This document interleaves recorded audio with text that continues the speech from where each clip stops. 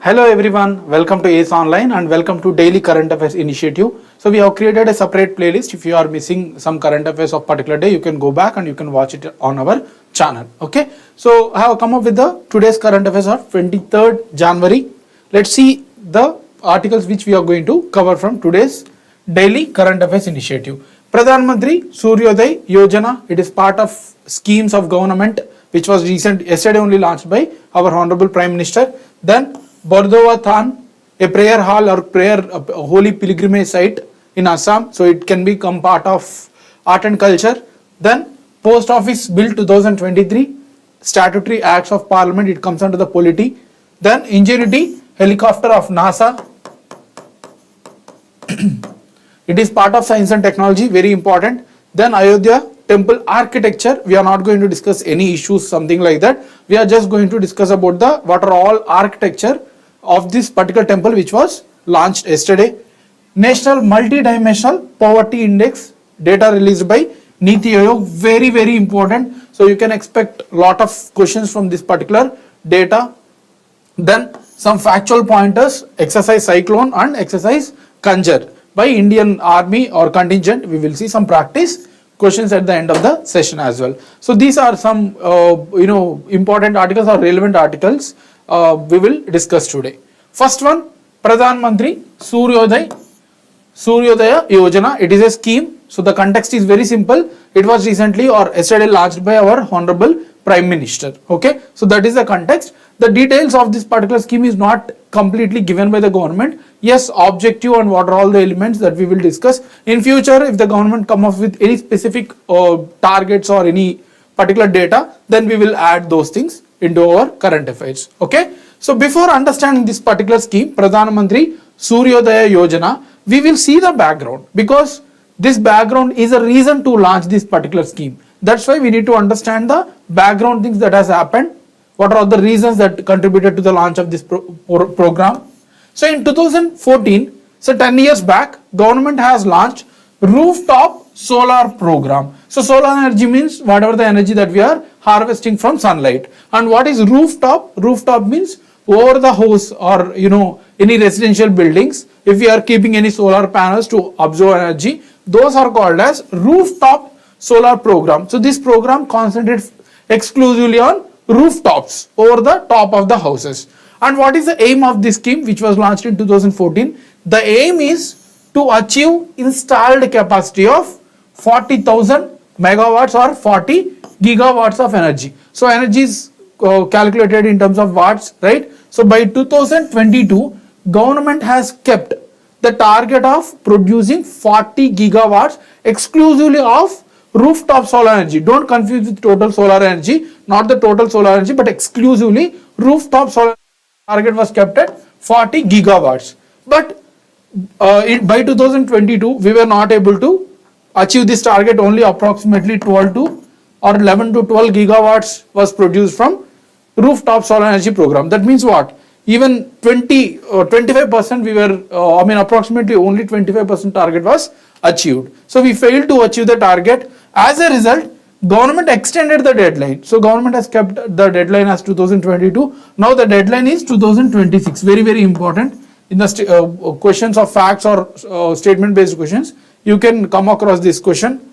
The Pradhan Mantri Suryodaya Yojana. So this particular scheme which we are talking was launched yesterday by Prime Minister, seems to be a new attempt to help reach the target of 40 gigawatt rooftop solar capacity. So government has failed to achieve this particular target by 2022. So this particular scheme is exclusively to achieve this particular target by 2026. So that was the background we were connecting to the present scheme, right? So this is the background, and now the objectives of the scheme. So the government has launched the scheme, but lot of details are not yet available. Let's see only the objectives stated by Press Information Bureau. Under the scheme, 1 crore households. That means 1 crore households means not a single person, rather a single house. So total 1 crore households, a single house. So total 1 crore houses. So if you consider India's population, approximately 4 people lives in single household. That means 4 crore people will be covered and 1 crore households will be covered will get a rooftop solar power systems. So this target is important. Government want to enhance rooftop solar energy in 1 crore households through this scheme. The scheme will also involve installing solar power systems at rooftops of residential consumers. So this is very, very important. The main focus here we kept as residential consumers, not the commercial buildings like restaurants, hotels. Those are already in, because we have mandated to use those solar panels in those commercial buildings. But residential buildings, that means the general people, we were not able to give mandate because of various reasons. So government now want to encourage this rooftop through the residential consumers. Okay, so these are the objectives of the scheme. Now, very important part is India's current solar capacity. So all these facts you can see in almost all the competitive exams. So present, I have collected the recent one, that is December 2023, the last month data which is available in Ministry of Renewable Energy department. So let's see, solar power installed capacity in India has reached 73.31 gigawatts. Out of it, only 11.08 gigawatts is rooftop. That means there are different modes of solar energy that can be kept on land, right, on farming lands, agriculture lands. So different criteria are there. On rooftop solar energy, we are contributing for 11.08 gigawatts. And total capacity of India as of 2023 December, 73.31 gigawatts. Okay. In terms of total solar energy capacity, Rajasthan is at the top with 18.7 gigawatts. See, out of 73.31 gigawatts of India's solar energy, Rajasthan alone accounts for 18.7 gigawatts, which is a huge number, right? So this is very important fact, which state has topped in total solar energy, they may ask. And second is Gujarat. Gujarat accounts for 10.5. So together they have approximately 30 gigawatts out of total 73. So Rajasthan followed by Gujarat. That is also important fact. When it comes to exclusive rooftop solar energy capacity, so if you are considering exclusive rooftop solar energy, then Gujarat tops followed by Maharashtra. Okay, so Rajasthan overall solar capacity and Gujarat exclusively of rooftop solar energy, Gujarat is top followed by Maharashtra. All these facts are very important. Solar power has a major share in the country's total renewable energy capacity, which stands at 180 gigawatts. Okay, so total renewable means we have solar energy, wind energy, hydro energy, tidal energy. All these are called renewable energy because they are non-exhaustive. So we can keep on collecting and produce the electricity. So total we have 180 gigawatts as of December 2023. Out of that, solar energy is the dominant one. Okay, so these are all facts are very important. That is about the scheme. Any doubts?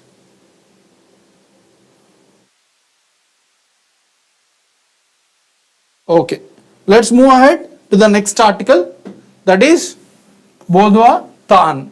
So it is located in Assam. Let's see the context. It is there in news.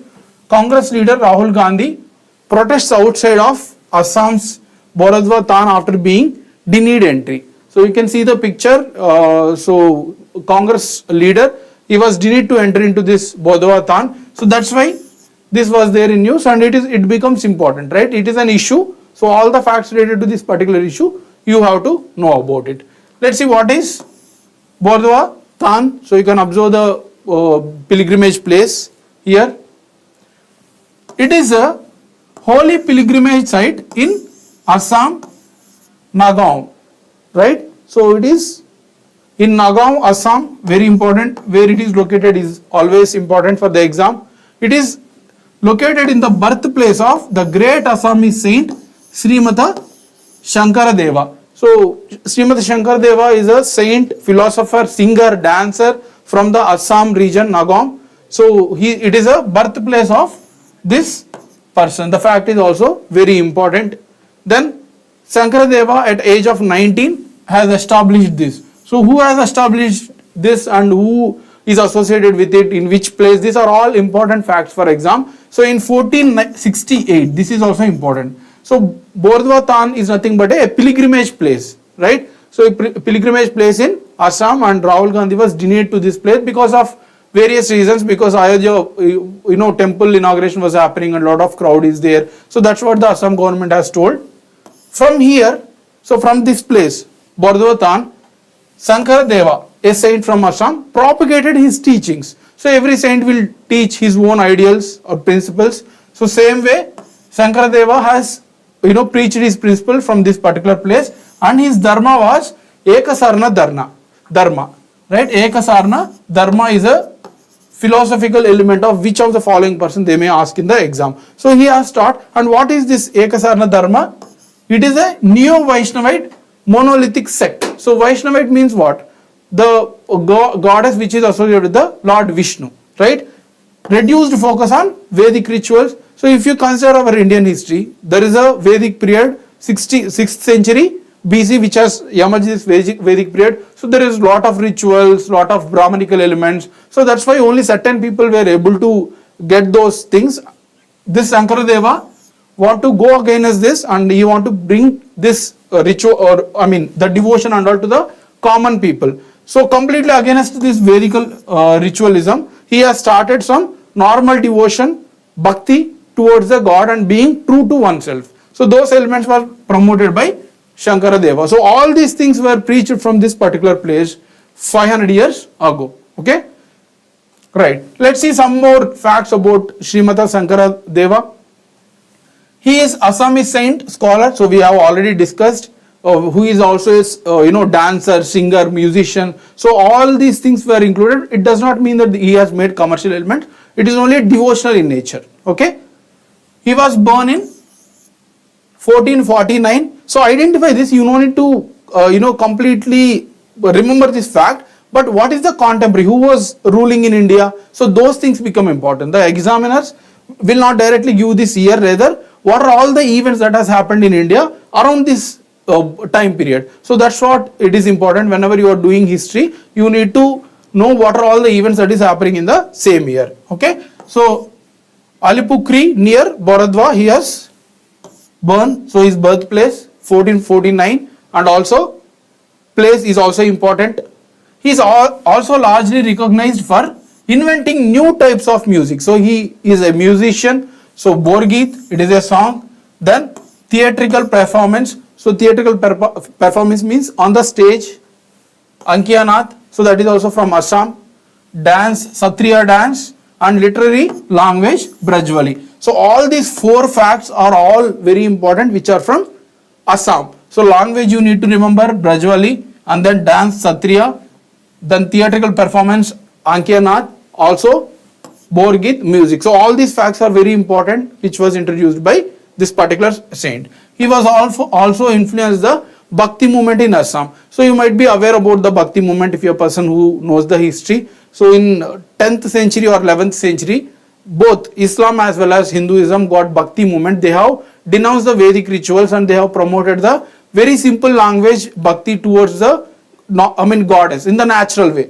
They have encouraged the common people to join this movement. So similarly, we have a number of saints, Ramanujacharya, Chaitanya Mahaprabhu, so in different regions of Bengal, northern part of India. Similarly, this particular person has promoted the Bhakti movement in Assam region. Very important. So all these facts we have discussed, right? So any questions?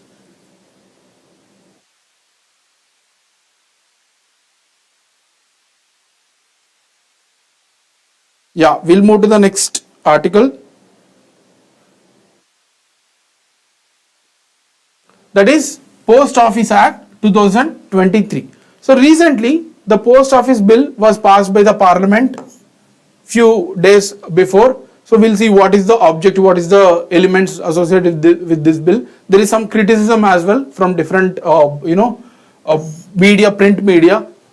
The aim of the bill was to replace Indian Post Office Act. So during Britishers' time in 1898, we have a Indian Post Office Act. The same act, whatever the provisions are there, those provisions were being followed since 1898. Even after 75 years of independence, we are still following lot of Britishers' Act, and government is coming with certain changes. Lot of modifications has happened, lot of bills were replaced with the contemporary elements, right? So here, this particular bill or act is going to replace with Post Office Act of 2023.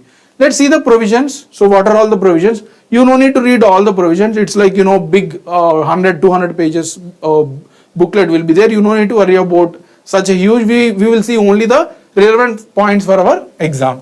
This particular act, whatever the government has passed this act, allows center to empower any officer of government to intercept, open or detain any item of, say for example, you are delivering or you want to deliver one letter to one of your friends. So if government feels that there is some security threat to India, interest of a state, the security or friendly relations with foreign states, so it may affect India-US relations, right? Public order, emergency, public safety. In any of these cases, if government feels that particular letter can be opened without even your permission. Okay, so that was the objective. So that provision was enabled to the center. Earlier it is not with the center. The old act does not have any such provisions. We need the permission of that particular person to open that. But now center can unilaterally do these things or give powers to the officers to open that particular letter. The act also exempts government from any liability. For example, your letter or your any delivery package was damaged in the process. It is not going to be the responsibility of the government. So this exempts government from any liability related to the loss, misdelivery, delay or damage to the postal article. So it was exempted itself. The government itself is exempting from the responsibility. So that is also one of the provisions. The 2023 bill also, for the first time, regulates private courier services. So earlier, private courier services are not being kept under the Indian Postal Act. So only government, whatever the India Post is there, only those are regulated. Private services, they have their own process and the powers. But now even government can also restrict the passage of letters from private courier services. So that is also important. Under the Act, an officer in charge may examine a postal article. So that's what I was telling. So if he or she feels that there is a effect on the India's relations, so he can detain those. And if he feels that there is any suspicious contents, so he can open that, he can give these details to the government, right? So these are all the provisions important for our exam. Let's see the criticism. Why there is a criticism? So there are criticism from various stakeholders. The act does not specify any procedural safeguards for interception. Okay, government is intercepting and taking those letters. Then what is the process? Do we need to notify it? Do we need to take the permissions? It has not mentioned anything. It just given a blanket power to government, right? So to safeguard the interception of articles transmitted through India Post. So it has not mentioned any process. See, whenever there is something is happening, if there is procedure, then you can ask some accountability. But if there is no procedure mentioned in the act or bills, that will be more discretionary and affect the privacy of the individuals, right? So always if something is being launched, there should be procedure, right? Also, liability may be prescribed through rules by the central government, which also administers India Post. So it itself saying that liability may be prescribed by the government according to their wish. So litigant is also government. Also resolution being also be done by the government. So I am the litigant, I am also the solution maker. That means what? Conflict of interest. That is completely prohibited by Indian Constitution, right? So this is some criticism. There are also some more criticism. There are no consequences for unauthorized opening for postal articles towards the postal officer. So if postal officer has opened that and he felt or he or she felt that it is the original thing, there is no threat, then what is the consequences? Because it was wrong from his or her side, that was a genuine letter, but still you opened and the privacy was affected, right? So what is the consequences? What is the responsibility? Those things were also not mentioned. That is against the right to privacy. The grounds for interception include emergency, which may be beyond reasonable restrictions under the Constitution. So our Constitution has kept certain restrictions, certain provisions. So beyond those Constitution also, the government has mentioned a small term emergency, and they can use this word for any utility or curtailment of those transfer the letters. So anything beyond Constitution provisions is unconstitutional. So the bill may be challenged in the Supreme Court. We have to see how it goes. But this is the criticism from the various stakeholders towards the Indian Postal Bill. So that is about the Indian Postal Act. Any doubts? Okay, let's move ahead. The next one is Ingenuity helicopter. So the context is this, why it is there in news. Recently NASA has lost the contact with this Ingenuity helicopter, and immediately the next day they were able to contact it, they were able to trace it. So that's why it is there in news. In just one day they lost the contact, and also they were able to trace this Ingenuity helicopter. So let's see what is, the examiner may come with a lot of facts from this Ingenuity Mars helicopter. So what is the objective, what are all the payloads, those are important for our exam. It is a small autonomous aircraft. Autonomous means it can regulate on its own, so you no need to monitor it, you no need to assist it. It is an autonomous aircraft that flew to Mars in Perseverance rover. So if you have seen Chandrayaan, so when the satellite was grounded on the land, so once the satellite is grounded, it has released the small rover. Rover means which is traveling on, which can travel on land. So it has released rover, so which can travel through land and collect the data. Okay, so that is called as rover. So the satellite, we have Perseverance rover, right? So this small aircraft flew to Mars abroad, NASA's Perseverance rover. So NASA's Perseverance rover is already there. Through that, this particular Ingenuity has transferred. And what is the objective? This is the most important for exams whenever there is some mission, science and technology missions. So what is the objective? What they want to achieve from this particular test? So to perform experimental flight test to determine if powered and controlled flight at red planet was possible. So Mars is also called as red planet because it has more iron oxide, that it gives the red color, and it is called as red planet. So NASA want to prove that whether the powered and controlled flight, earlier it was just, if you are going to launch, it will just crash into the Mars and we can observe, but controlled, that means we can control that and we can launch it on the Mars, whether it is possible, and also powered, that means we are giving the mechanical power, it is not a natural power from the aircraft, we are artificially providing the power. So whether this controlled launch with the power engines is possible or not. So that is the objective of Ingenuity Mars helicopter. Very, very important. What is the objective? So this mission is experimental in nature. There is no proper, like, we want to get exact outcome. It is like an experiment. Let's see what happens. So it is an experimental in nature and completely independent of rover's science mission. So already we have Perseverance rover, right? So the rover has already landed on the Mars. It is not directly connected. This rover is not directly connected with the Ingenuity aircraft. It is, both are different.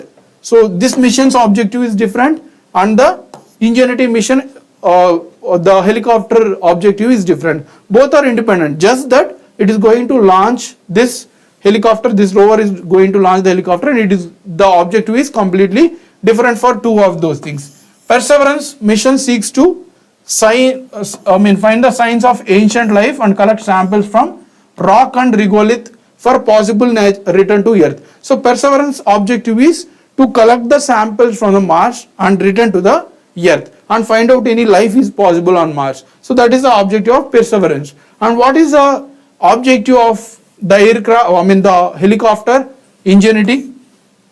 Its objective is whether there is a possibility of launch of controlled flight on the red planet. So both have two different objectives that you need to identify, which is very important for our exam. Okay, Ingenuity was deployed in 2021, right? So it was launched in 2021, and on April 19th it became the first aircraft in history. So very important because that is happening for the first time. So in the history, for the first time, it made a power controlled flight on another planet. So on Sun it has happened, but on another planet, like we have 8 planets including Earth. So this is the first time that the powered controlled flight has happened on any of other planets, right? So another planet, not Earth, excepting Earth, this is the first time that on another planet there is a power controlled flight.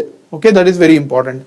It's piloted by onboard guidance, navigation and control system running algorithm. So that's what it is called as automation. This mission was automatically the algorithms was already programmed and navigation has already been determined. So everything is put it on this and it is automatically taking place. So all these facts are important for our exam. Any doubts? Okay. Now we will see the most important Ayodhya temple architecture. So we are not going to discuss the history, the issues, all those things. We are only going to discuss about the temple architecture of Ayodhya. So Ayodhya Ram Mandir Pran Pratishtha took place yesterday. So Pran Pratishtha means giving life to the idol. So yesterday our Honorable Prime Minister has launched this. Now we will see the architecture of the temple. The construction of Ram Mandir was being monitored by a trust, Sri Ram Janmabhoomi Tirth Kshetra Trust, which was created by the central government. So whatever the funds that you are giving for the Ram Mandir, those funds are going to this trust, this particular trust. So all the funds are being collected and being implemented to construct the temple. So this trust overseeing the construction of temple initially projected the budget of 1800 crores. So the total budget of this temple was listed as 1800 crores. Okay. The chief architect of temple was Chandrakant Sompura and is also assisted by his two sons Nikhil Sompura and Ashish Sompura. So they are the architects. You can see the person. This is also important for our exams, right? So these names are important. They have designed the temple, not the idol. Remember, they have designed only the temple. The design is in Gurjara Chalukya temple of Nagara style of architecture. So we have already discussed in our previous current affairs sessions what is Nagara style of architecture. You can go back and you can see. So within Nagara style of architecture there are many sub schools in the different regions. In the northern part of India we have different regions. So in that we have different styles. One of the styles is Gurjara Chalukyan style, right? So we have Solanki style, different styles are there. This is the style chosen for the Ayodhya temple architecture. The temple is supported by 392 pillars and 44 doors. So total 392 pillars are there and 44 doors are there within the mandir. The mandir is total a 3-story, total 3 floors, ground and plus 2, with each floor being 20 feet tall. So each floor is 20 feet. The Ramjan Mandir has a length east-west direction, has total length of 380 feet with a width of 250 feet and height of 161 feet. So this are asked in the lower level of exams, in the sense group 3, group 4 exams. In UPSC and higher level of exams they may not ask this particular facts, the very minute facts. So you can just remember 3-story with 20 feet each.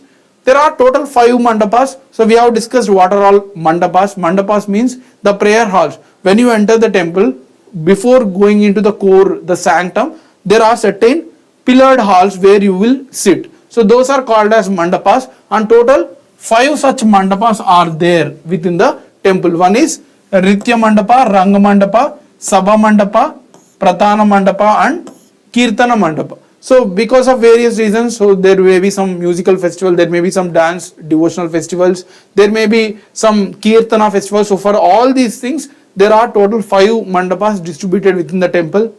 The main entrance of the temple is situated on eastern side. So the facing towards the eastern side, very important. Larsen and Toubro L&T was the sole responsible of the design and construction, and they have done it for free of cost, right? There will be no use of iron and steel in the construction of the temple.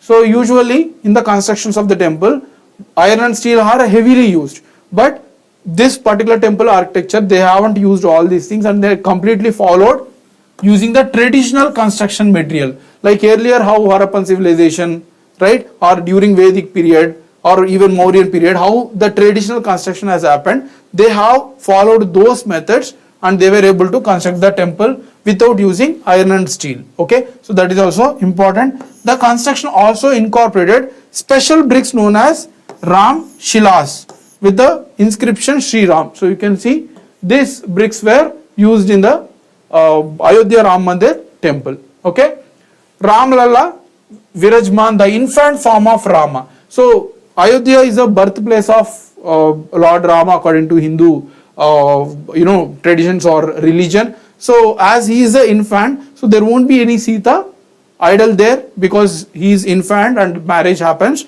much later. Okay, so that is very important to remember. It is just a sole statue of Lord Rama because he is an infant that time when he was in Ayodhya. Okay, an avatar of Vishnu is the presiding deity of the temple. That is also important. The final blueprint also include many of other temples like Panchayatana. There will be, if you visit temple, you can see 3-4 goddesses in the same temple. The similar way you can see Surya, Ganesh, Lord Shiva, Durga, Vishnu and Brahma, all these temples in the Ayodhya Ram Mandir. Karnataka based sculpture Arun Yogiraj has created the idol of Rama. So the temple was constructed by this person, designed by this person, Chandrakant Sompura, and his two sons, Ashish and Nikhil. But the idol, the actual idol was designed by Arun Yogiraj. Very, very important to remember, and the difference as well. The first floor is dedicated to Lord Rama. So it is total 3 floors, right? Ground plus 2. And in this, the ground floor is dedicated to Lord Rama. Second floor is dedicated to Lord Hanuman. And the third floor is dedicated to museum related to showcasing the Ayodhya sculpture. So very, very important. Ground floor Lord Rama, and above that Hanuman, and then the top one is for showcasing the Ayodhya culture. Right? So that is about the Ayodhya Ram Mandir architecture. Any doubts?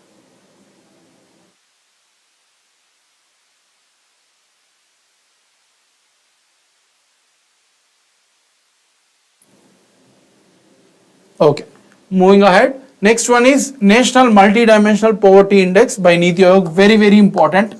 So Niti Aayog report, there will be lot of data and you need to remember. Very, very important. So the whole report you no need to worry. We have come up with the highlights which are relevant for our exam. So recently Niti Aayog has released a discussion paper called as Multidimensional Poverty in India since 2005-6.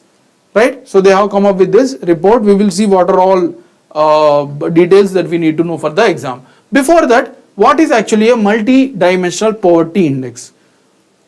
Earlier, like few decades back, across the world, poverty is solely measured based on the money. That means if you are having money, you are not under the category of poverty. But now, according to the recent evolution of the concepts, poverty is not just about having money, but also having good standard of living like education, right? Clean water, drinking water, housing, electricity. So it is a multi-dimensional. Poverty cannot be solely measured based on money. Rather, we have many dimensions. That's why it is called as multi-dimensional poverty index. So here, in this measure, Niti Aayog has taken 3 categories or 3 dimensions, you can say total. Health, it has considered about health, how healthy you are, and then education, how much literate you are, and the standard of living. So total how your life is being managed. So under that again there are certain indexes or subcategories. In the health they have considered nutrition, child health, maternal health, right? And then in education, years of schooling, that means how many years the schooling has happened. For example, from 1st class to 10th class, you are doing for 10 years, right? So that is a good number. If it is, some people will drop out, right? Even at the age of 20, you can ask some people. So they have educated only till 5th class or 6th class. So it also takes care of how many years of schooling has happened to particular individual. School attendance, so how many, even if you are enrolled, though a lot of students will not attend the school because of various reasons. So how many days school you are attending, any particular individual or child is attending, it takes care. And within standard of living, they have taken care of cooking coal, sanitation. So whether you are having proper fuel to cook, and sanitation, how cleanly you are managing, drinking water, housing, electricity, assets. Here comes the property, bank account. So all these criteria were put under the standard of living. There are total 3 dimensions and other indicators within those 3. These are all very important to remember. You will be come across this in the exam. What are all the things involved in the Niti Aayog report? So based on this, they have come up with the data let's see which is relevant for our exam. Okay, so it has said that first we will consider the decline in multi-dimensional poverty. So Niti Aayog has observed that there is a decline in poverty since 2005-2006. So India has experienced a significant reduction in the multi-dimensional poverty from 29% in 2013 to 11.28% in 2022, marking decrease of 17.89% total. So see here, you observe the graph here.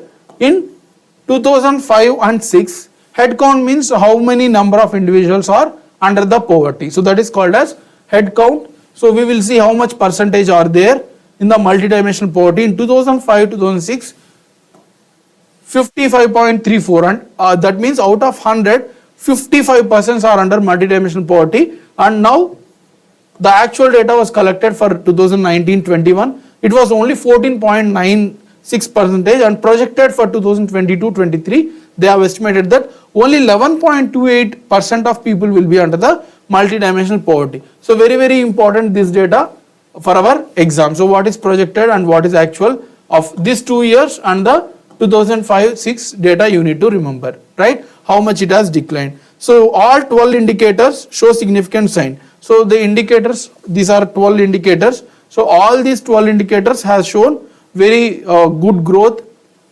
And sustainable development goals. So we have United Nations has put forwarded 17 sustainable development goals to be achieved by 2030. Under that, target 1.2 reducing multidimensional poverty, India is likely to be achieved. So whatever the United Nations has kept the target, we are going to achieve that. That also the report observed.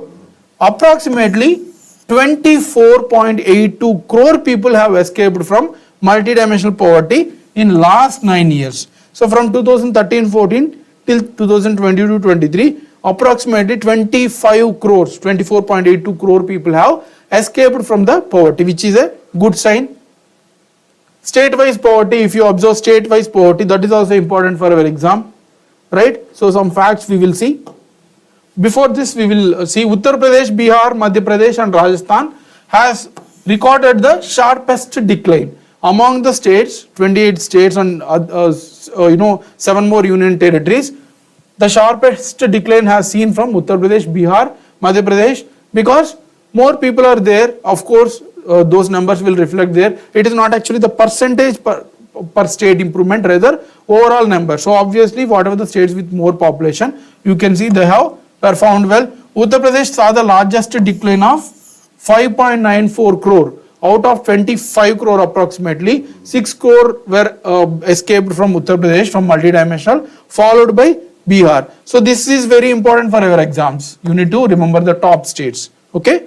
And if you see this diagram, you don't need to worry about this diagram. Just remember, as of 2022, the highest number of poverty was red color one is 2022-23. So 33.76% people are still under multidimensional poverty. So Bihar stands top and followed by Jharkhand, the number of percentage of people who are facing multidimensional poverty. So Bihar and Jharkhand are the top 2 states which is having highest percentage. This is absolute number in terms of crores. This is in terms of percentage. That means among the amount of individuals that are present in the states, how much percentage of people are under multidimensional poverty. So Bihar standing top in percentage. Then severity of deprivation, that means how intense, how consecutively an individual is facing the poverty. Under this severity of deprivation, there is a decline. The decline at the slightly lower rate between 2015-16 and 2019 compared to the 2005. So this was saying that earlier it was better. When you are considering in terms of intensity, how consistently one individual is facing the deprivation, this is slow. It is a slow in rate rather than when we compare the last decade. So in last decade it was much higher. This is obviously when you are improving in certain indicators, the growth rate will be slow. For example, the population, if you consider, there will be a rapid increase in population when you compare in the initial stages, but after that there will be a slow increase. The same similarly, when you are going towards the positive side, the improvement will be a little bit slower. Okay, this is also other observation. Then yeah, so defining the severity of depression, it measures deprivations that average multidimensional poor person suffers from. So average individual, how intense he or she faces this deprivation, that is the SOD. In this we are slow little bit, that's what the report said. And the drivers helped in declining multidimensional poverty. So the Niti Aayog report also mentioned certain initiatives of the government which improved to reduce the multidimensional poverty. The initiative includes Poshan Abhiyan and Anemia Mukt Bharat. So Poshan Abhiyan means giving nutrition food to children, women and other individuals. Similarly, anemia, to reduce anemia deficiency among the people, especially women who have iron deficiency, right? Iron deficiency. So this initiative has helped. And food security programs of TPDS. So we have a public beneficiaries. So NFSA gives cheaper food for the individuals, the poor people, like 1 rupee of wheat per kg and 2 rupee of 1 kg of rice is given for 1 rupee and 1 kg of wheat is given at 2 rupees, right, for the poor individuals. So these food security programs has helped India to reduce the poverty. Recent decisions, especially during the COVID, government has come up with Pradhan Mantri Garib Kalyan Anna Yojana, where they have given free food grains to the poor people. So this initiatives has helped, and few more various programs addressing maternal health like Ujjwala Yojana, it has also helped. So these are all mentioned in the Niti Aayog report. You just need to know about the scheme, just go through it. What is the objective, which department has launched this. Transformation campaigns like Swachh Bharat Mission launched in 2015, Jal Jeevan Mission, which they want to give piped drinking water. So all these things, it has helped to reduce the poverty, including Pradhan Mantri Jan Dhan Yojana, Awas Yojana, free housing schemes. So all these things, it has helped. Okay. Now finally, we are end of those articles, and there are 2 facts which are relevant for our exam. These were covered from PIB. Recently, our Indian Army contingent comprising 20 personnel reached Egypt, an North African country, to take part in the edition of India-Egypt Joint Special Forces exercise named Cyclone. Very, very important. Exercise Cyclone is conducted between which of the following 2 countries, they may ask in the exam. And this year it is happening in Egypt. Last year the exercise will be conducted in Anshas in Egypt this year from 22nd January to 1st February. The first edition, that means this is the second edition, and the first edition has happened last year in India. So all these facts are important. This is second edition, and where it is happening, between which country, all these things you need to remember. The next fact, 11th edition of India Kyrgyzstan Joint Special Force exercise. Exercise Kanjar, very, very important. Exercise Kanjar happens between which of the following 2 countries? India and Kyrgyzstan. This is the 11th edition. This is happening Baklo in Himachal Pradesh. The exercise is scheduled to conduct from 22nd January to 3rd February. Okay. So these facts are important for our exam. Any doubts? Okay. We will practice some questions now from the current affairs. First question. Consider the following statements about solar energy capacity in India. So we have discussed about the present solar energy capacity in India. So try to solve this question. First statement says solar power installed capacity in India has 73.31 megawatts as of December 2023. Right? So this statement is correct or not? We will see. Because it is fact and you may be confused. Let's see some more statements, and if there is any elimination techniques we will use. Rooftop solar energy accounts for more than 50% of total solar energy. This we have collected 11.3 gigawatts approximately out of total 73. So it is very much less. It is not 50%. It is saying that more than 50% out of total solar energy. It is just 20%. So statement second is wrong. So you are left with 3 options. With regard to rooftop solar power capacity, Gujarat tops the list among the Indian states.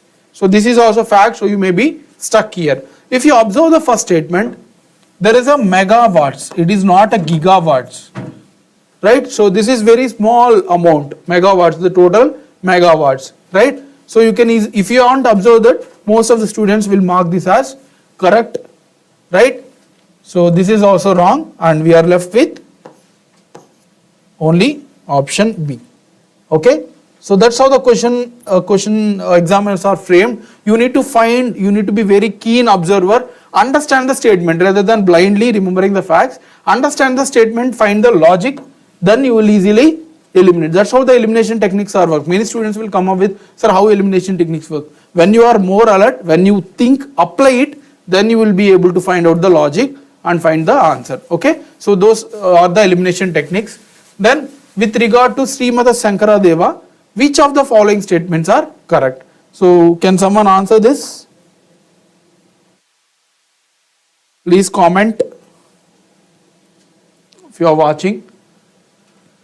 He is Assamese saint, scholar, okay, promoting culture and religious element, promoted culture and religious elements. That is the first statement. He promoted Shivite tradition and made many songs attributed to Lord Shiva. So here the clue or the focus point is about the god. He is a contemporary of Mughal king Akbar.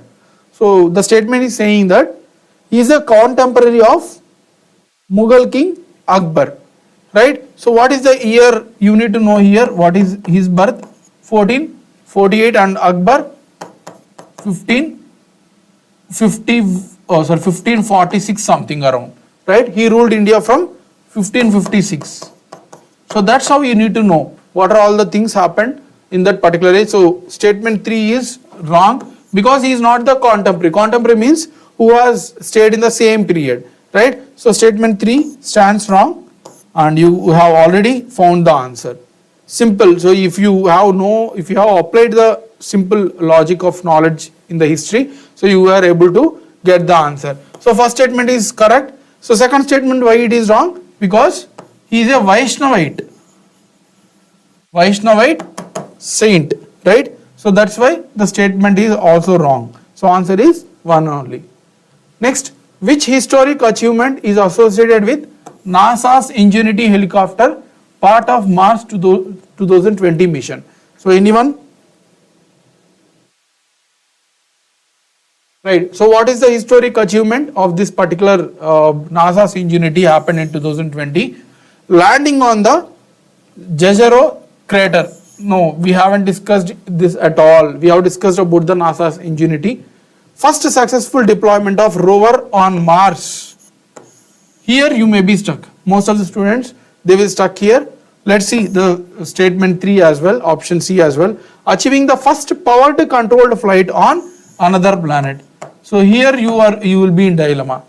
Recording the sound of Martian winds during the flight. So this is not the case. So you may be stuck with the 2 options. Here you need to know that this is not first successful deployment rover on Mars. It has happened in 1996 itself.